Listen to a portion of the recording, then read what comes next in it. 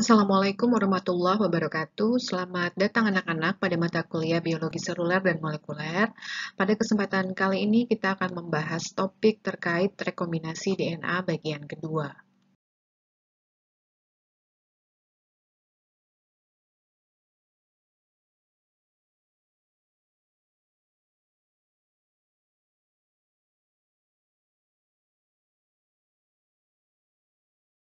Pada minggu sebelumnya, Anda sudah mendapatkan materi terkait bagian pertama dari rekombinasi DNA. Untuk pertemuan kali ini, kita akan membahas kembali secara keseluruhan ya, overview dari materi yang sudah diberikan pada minggu lalu, kemudian dilanjutkan dengan tahapan rekombinasi DNA hingga selesai. Pada bahasan sebelumnya, kita sudah belajar mengenai macam-macam rekombinasi DNA, antaranya ada rekombinasi DNA alami, kemudian ada rekombinasi DNA artifisial, kemudian juga kita membahas manfaat dari rekombinasi DNA artifisial dalam membuat organisme-organisme yang termodifikasi secara genetik, baik tanaman transgenik maupun hewan transgenik, kemudian juga dimanfaatkan untuk pembuatan vaksin, kemudian dimanfaatkan untuk pembuatan pustaka DNA ya dan manfaat-manfaat yang lain. Kemudian juga minggu sebelumnya kita belajar mengenai isolasi DNA total. Kita bisa mengekstrak DNA dari berbagai macam sumber, baik dari eukariot, baik dari prokariot maupun virus.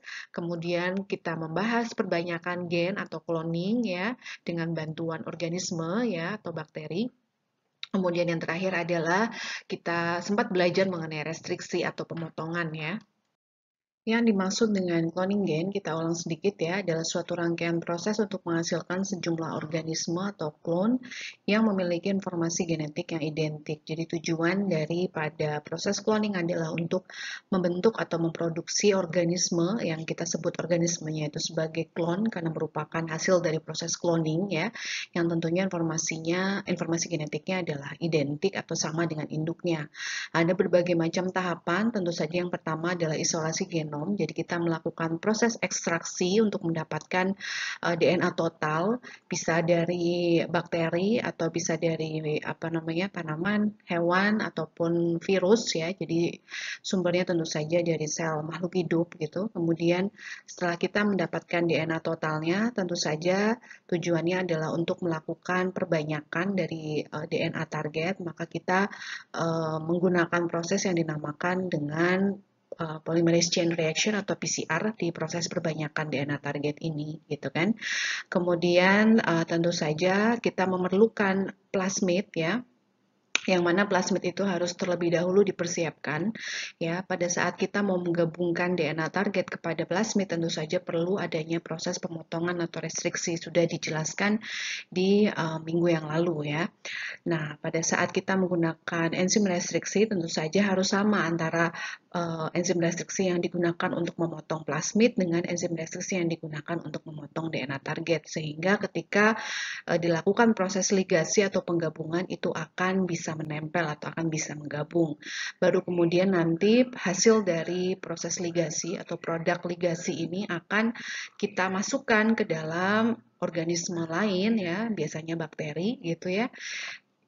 Proses memasukkannya itu disebut dengan transformasi dan nanti bakteri inilah yang akan bertugas untuk memperbanyak DNA target ya yang sudah tergabung dalam plasmid tadi ya untuk nantinya kita lakukan seleksi di akhir gitu.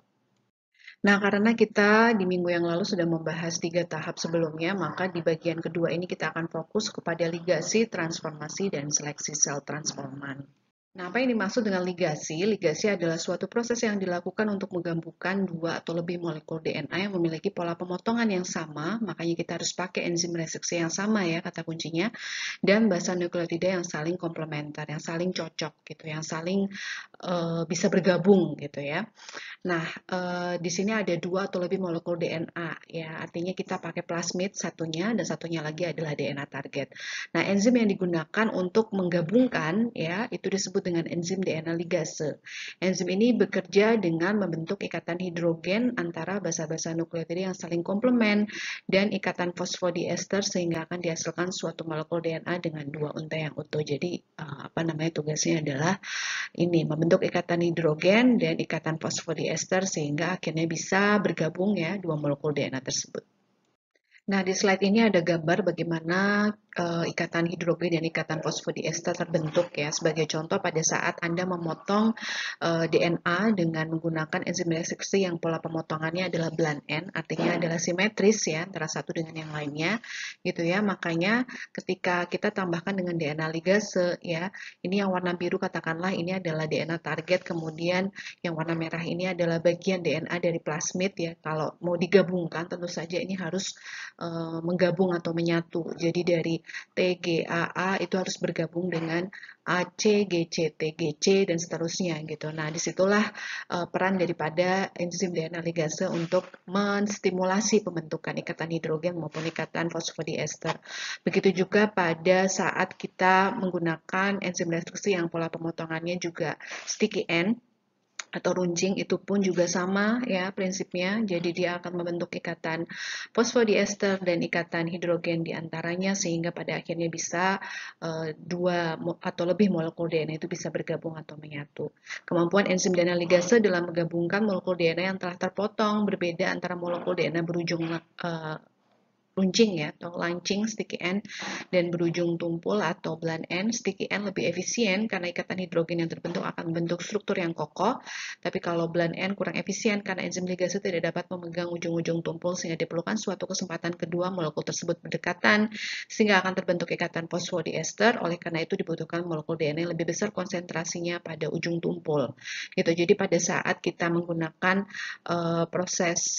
pada saat kita akan melakukan proses ligasi dengan menggunakan enzim DNA ligase ini ya, biasanya kalau kita mau menambahkan konsentrasi dari baik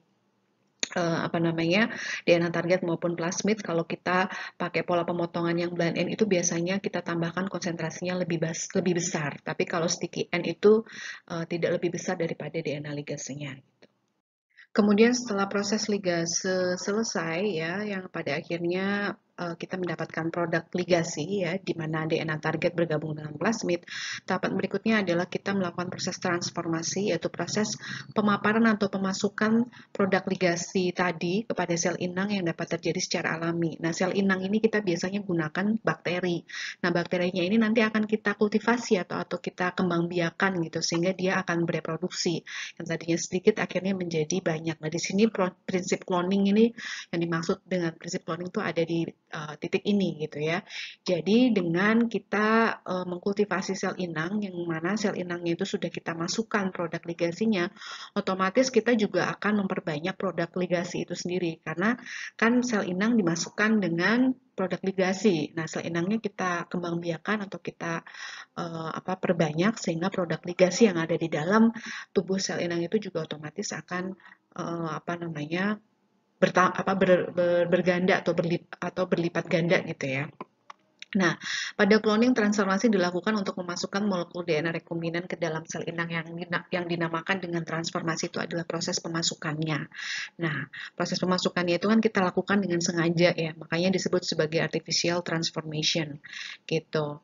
Hasil akhirnya adalah sel-sel prokariot atau eukariot. Kalau kita pakai bakteri ya berarti kita katakan sel prokariot, tapi kalau kita mau pakai sel selain bakteri atau sel eukariot ya kita bilangnya sel eukariot gitu ya. Sel prokariot atau sel eukariot yang memiliki informasi genetik yang sama atau klon gitu. Jadi tadi setelah ini artificial transformation ya. Jadi penambahan plasmid DNA ini ligasinya kan yang produk ligasinya nih yang bulat-bulat ya, di mana yang biru itu adalah plasmid, yang warna merah tua itu adalah DNA targetnya, itu kita masukkan ke dalam sel prokariot atau sel eukariot ya. Itu prosesnya dinamakan dengan transformasi.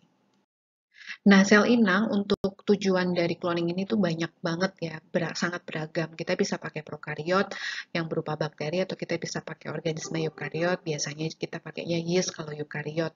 Nah, baik prokariot maupun eukariot, keduanya itu harus dibuat menjadi sel yang kompeten. Artinya adalah sel yang siap untuk disisipi dengan produk ligasi. Ya, jadi sebelum kita melakukan proses transformasi, kita harus mempersiapkan sel inangnya itu menjadi sel yang kompeten gitu. Nah, biasanya untuk mempersiapkan supaya sel inang itu adalah sel yang kompeten, artinya sel yang siap untuk dimasukkan ya dari produk ligasi tadi, maka biasanya kita melakukan suatu metode yang biasa digunakan adalah dengan penambahan buffer CaCl2. Jadi dari kultur katakanlah sel bakteri, kalau kita mau pakai sel prokariot ya, jadi sel bakterinya itu nanti di spin ya atau disentrifugasi ya, sehingga nantinya kita akan mendapatkan pelet bakterinya, kemudian peletnya itu nanti di resuspend atau di apa namanya dilarutkan ya dengan penambahan CaCl2 dengan konsentrasi tertentu gitu. Nah, baru setelah itu kita tambahkan juga gliserol ya supaya stabil dalam penyimpanan ya, kemudian dimasukkan ke dalam tube-tube kecil gitu, kemudian nantinya itu disimpan di suhu minus 80 derajat. Nah, ini yang akan siap digunakan sebagai sel inang untuk proses transformasi. Nah, kenapa digunakan buffer CaCl2? Itu karena buffer CaCl2 itu bisa menyebabkan membran sel lebih fleksibel dan DNA rekombinan akan berkumpul di area membran sel ya, sehingga DNA rekombinan dapat masuk ke dalam sel lebih mudah gitu. Jadi ini Anda lihat kalau sel E. coli yang belum apa namanya dibuat menjadi sel kompeten, maka membran selnya itu tidak akan fleksibel sehingga akan susah untuk dimasukkan atau disisipi dari produk ligasi. Ini produk ligasinya yang berwarna merah muda lingkaran ya. Tapi kalau kita mempersiapkan sel E. coli supaya menjadi sel yang kompeten, maka membran selnya itu dia akan lebih fleksibel sehingga pada saat kita mau memasukkan produk ligasi ke dalam E. coli selama proses transformasi itu akan lebih mudah gitu ya. Nah, untuk melakukan proses transformasi itu bisa dilakukan dengan beberapa tahap ya. Ada dua macam lah prosesnya. Bisa pakai yang heat shock, artinya kejut panas, atau bisa menggunakan suatu alat yang disebut dengan elektroporasi gitu. Kalau kita pakai metode kejut panas, itu adalah metode memasukkan DNA rekombinan dengan menggunakan perubahan temperatur yang sangat cepat. Jadi dengan menggunakan heat shock ini ya kita apa ya istilahnya menginkubasi ya sel inang tadi ke dalam suhu yang cukup tinggi gitu, tapi tidak terlalu lama ya. Kalau misalkan terlalu lama nantinya kan sel inangnya akan rusak, akan mati gitu ya. Jadi dalam waktu sepersekian detik ya, kalau nggak salah bisa 10 atau 15 detik gitu ya. Itu tujuannya adalah supaya pori-pori daripada sel inang itu bisa membuka gitu sehingga nantinya bisa dimasukkan produk ligasi tadi, atau juga kita bisa pakai suatu alat ya, yang mana alat itu disebut dengan alat elektroporator. Jadi dengan apa namanya kita menggunakan alat ini untuk memasukkan DNA rekombinan ke dalam sel inang gitu. Biasanya elektroporator ini kan butuh listrik, makanya kita sebut sebagai metode kejut listrik. Jadi kita menggunakan suatu instrumen ya, di dalam instrumen itu bentuknya runcing gitu ya instrumennya. Di dalam instrumen itu kita sisipkan produk ligasi sehingga nantinya tinggal langsung masukkan ke dalam sel inang tadi.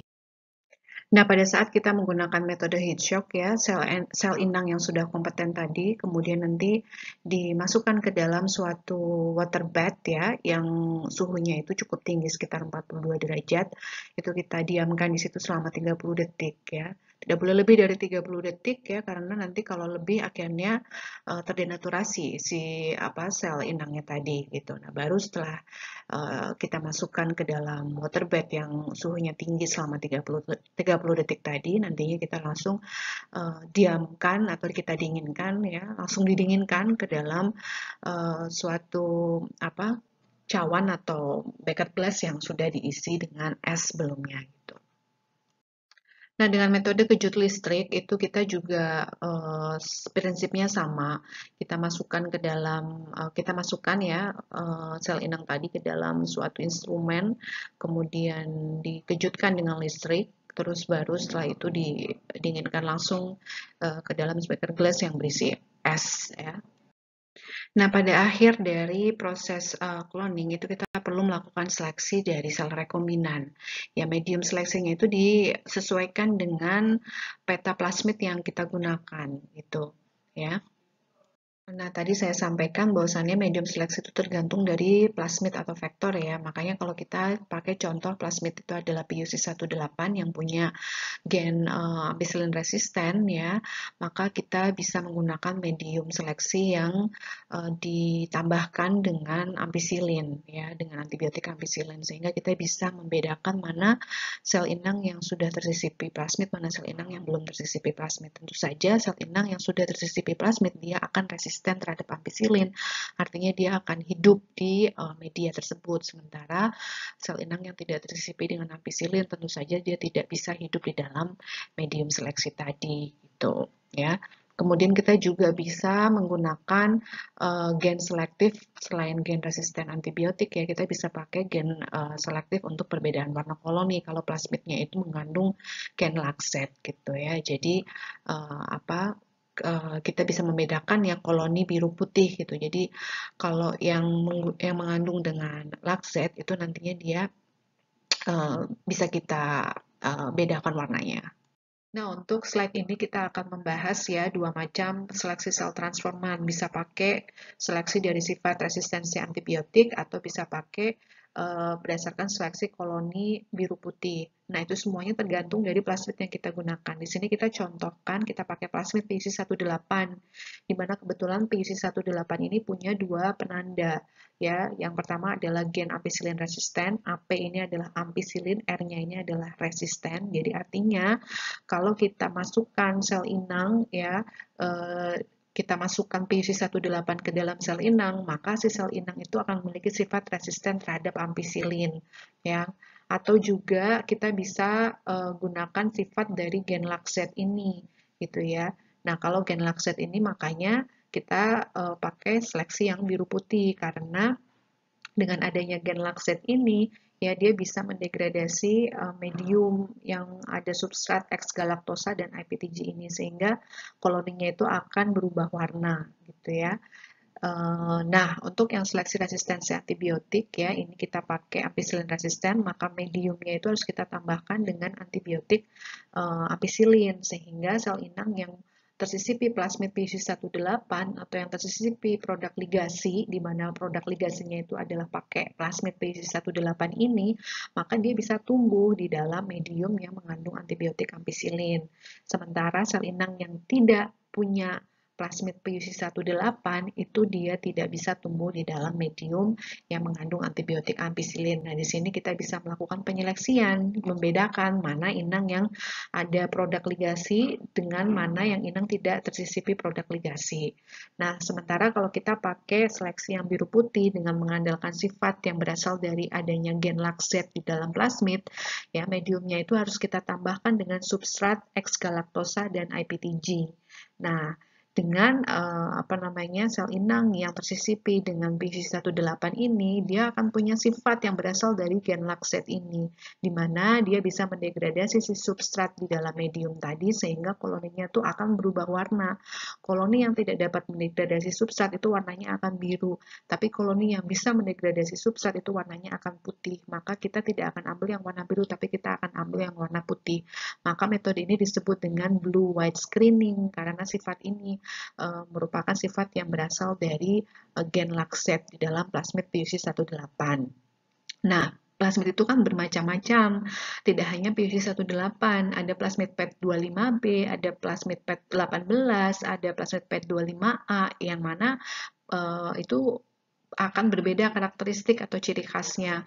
Bisa saja plasmid PET25A dia tidak punya gen lakset, tapi adanya gen resisten antibiotik gitu ya. Maka kita hanya bisa melakukan seleksi sel transforman berdasarkan sifat resistensi antibiotik. Tapi ada juga plasmid yang dia tidak punya gen seleksi resistensi antibiotik, dia punyanya gen lakset. Maka mau tidak mau kita harus melakukan seleksi transforman dengan menggunakan blue white screening gitu ya. Jadi tergantung dari plasmid yang kita gunakan. Dan antibiotiknya itu juga tidak hanya ampicillin, bisa saja chloramphenicol atau antibiotik-antibiotik yang lain. Maka kita harus aware atau harus betul-betul mencari informasi dari plasmid dengan melihat kepada peta plasmid tadi itu untuk menentukan metode seleksinya. Molecular cloning is a process of isolation of a specific DNA fragment and transfer of this fragment into a plasmid vector.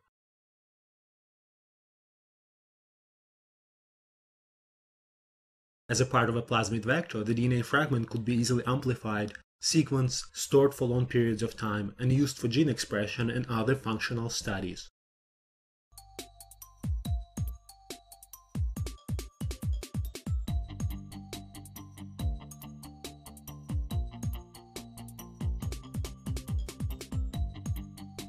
Two starting ingredients of molecular cloning are a plasmid vector and a DNA fragment that has to be inserted in it. The DNA fragment is usually a gene or other functional region from a living cell, or it could be an artificial sequence with properties useful for a researcher.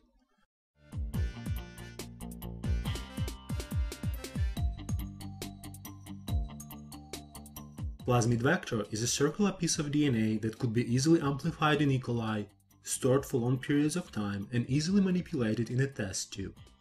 A typical plasmid vector contains an origin of replication that allows it to be replicated inside a bacterial cell, a selection marker, for example a beta-lactamase gene coding for ampicillin resistance, and a multiple cloning site which could be cleaved with several restriction enzymes such as BAMH1, ECAR1 or NCL1.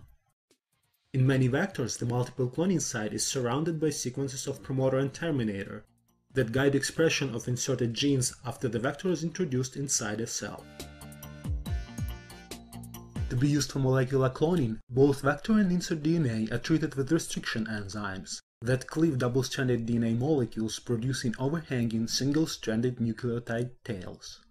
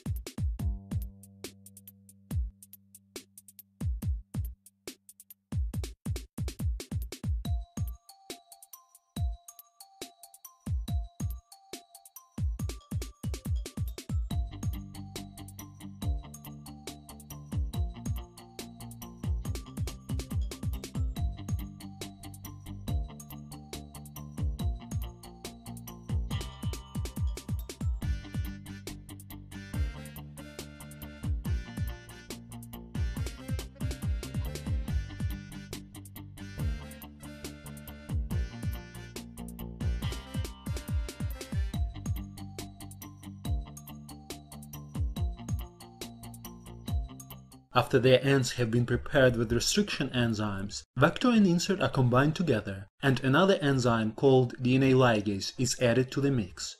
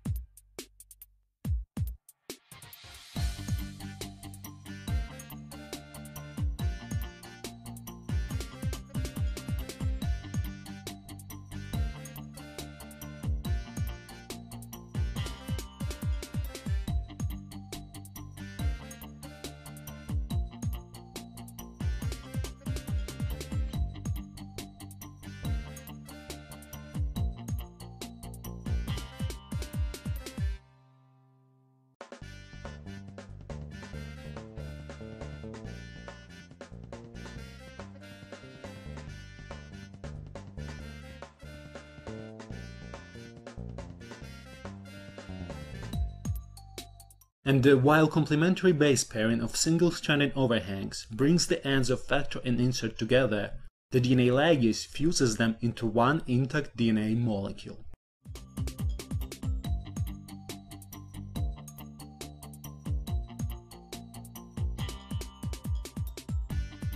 In order to make multiple copies of this molecule, the ligation mix is introduced inside the E. coli cells in a process called transformation.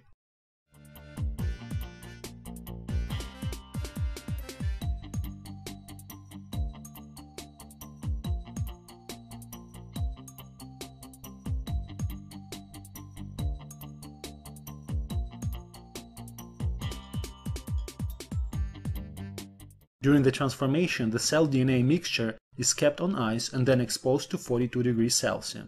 A sudden change in temperature drives the DNA inside some of the E. coli cells. Then the cells are plated on a plate with growth medium, supplemented with a selective antibiotic. Only the cells that acquired the plasmid have resistance to the antibiotic and can grow on such a medium.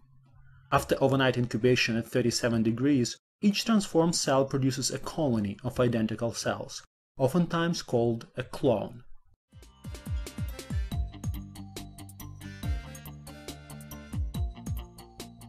The selected clones are then individually picked, grown even further in a liquid medium, and the DNA is extracted from them.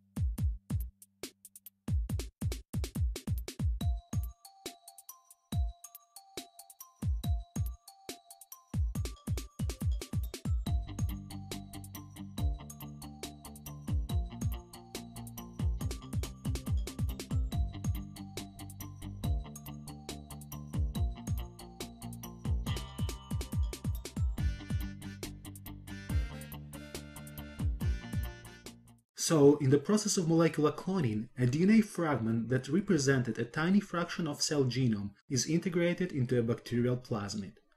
As a part of the plasmid, this DNA fragment represents a quarter or more of total DNA in a test tube, and it could be effortlessly and endlessly amplified in E. coli. This presentation was brought to you by the authors of Simply Cloning, a video manual for making DNA constructs. Order your copy of Simply Cloning today from Amazon. Nah, jadi ini adalah keseluruhan dari tahapan rekombinasi DNA atau tahapan cloning gen. Yang pertama, kita mengekstraksi DNA total. Kemudian yang kedua adalah kita memperbanyak gen target dengan menggunakan teknik polymerase chain reaction atau PCR. Kemudian kita melakukan proses pemotongan DNA. Yang kita potong itu tidak hanya DNA target, tapi juga plasmid yang mau kita gunakan ya untuk proses selanjutnya. Nah, proses yang keempat adalah proses ligasi atau penggabungan, di mana DNA target itu akan kita gabungkan dengan plasmid sehingga akan menghasilkan produk ligasi.